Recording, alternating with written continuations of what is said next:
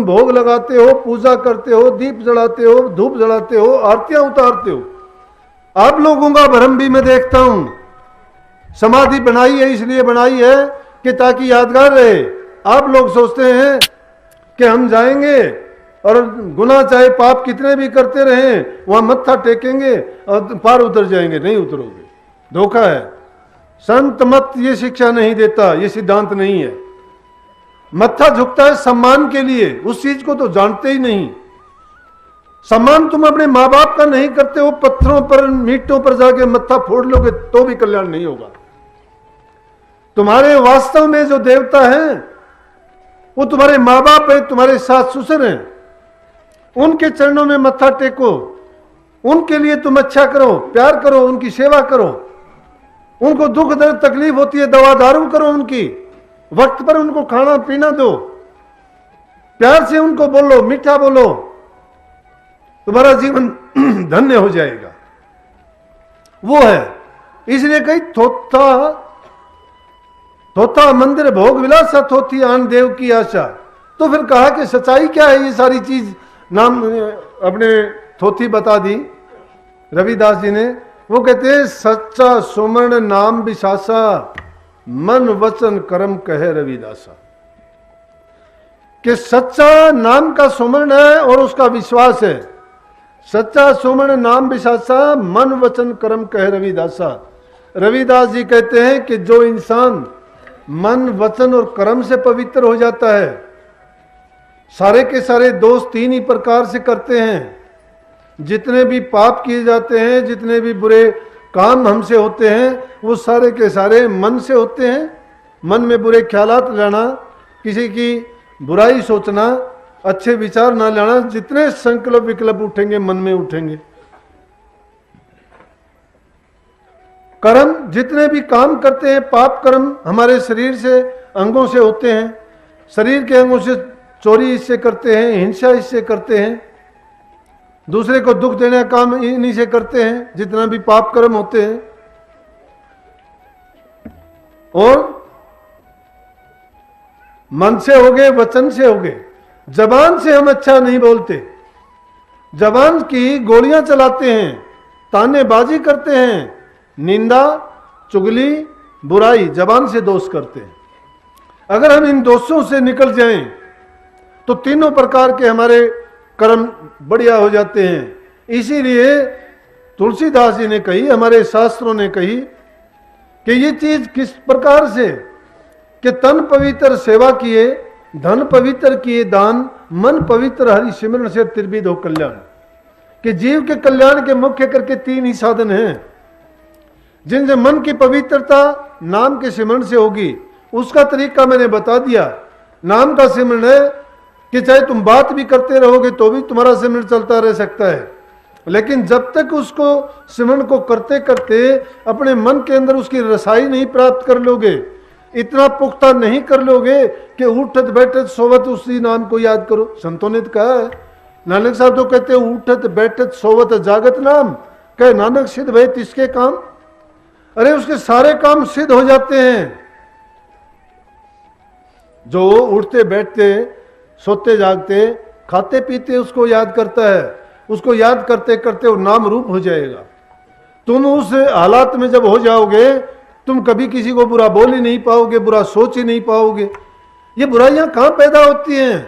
सारी की सारी चीज जिस प्रकार से पृथ्वी पर कोई भी चीज मुंह गाना चाहे सब पैदा हो जाती हैं, इसी प्रकार से मन रूपी धरातल पर हम जिस प्रकार के भी ख्यालात, विचार, जीवन जैसा बनाना चाहते हैं, वो सारे के सारे हमारे हृदय में उत्पन्न होते हैं। और पैदा करने वाली चीज क्या है? उनकी शुरुआत हमारी ज्ञान इंद्रियों से होती है, आंखों से, कानों से, नाक से, त्वचा से।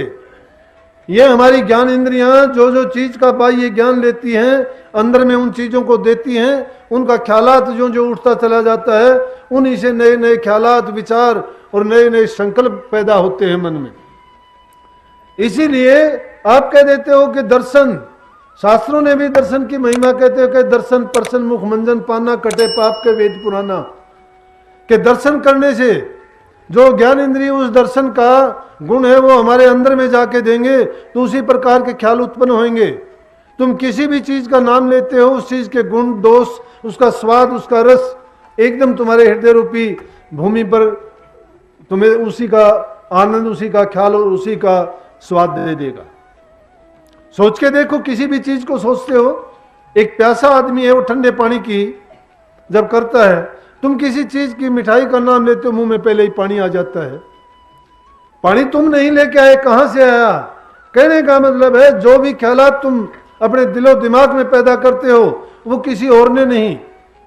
और उन्हीं चीजों को बचाने के लिए संतों ने तो अपने जीवन, सूरदास जी ने अपनी आंखों में लोहे की सलाखें घोंप के अपने आप को अंधा कर लिया था।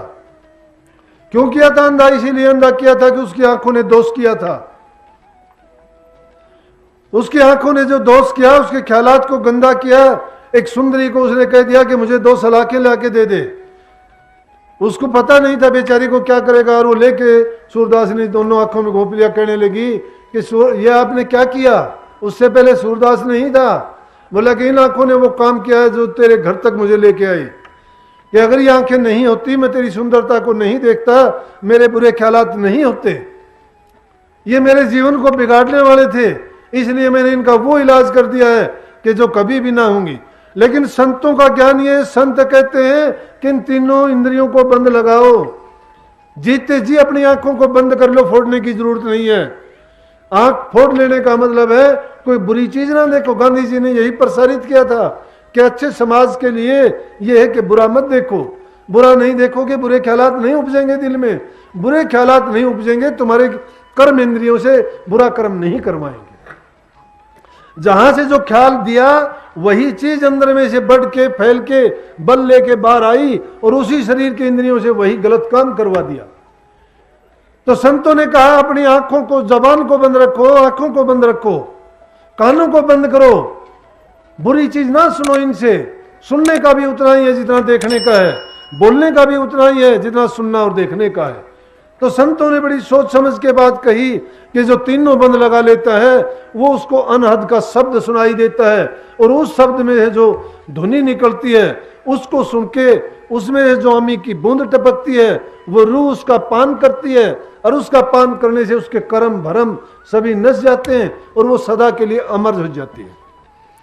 उससे अमृत का पान करने से अमर होती है ये, और अमर जो हो जाती है उसको बार बार संसार में जन्म लेना नहीं पड़ता, बार बार दुनिया में नहीं आना पड़ता।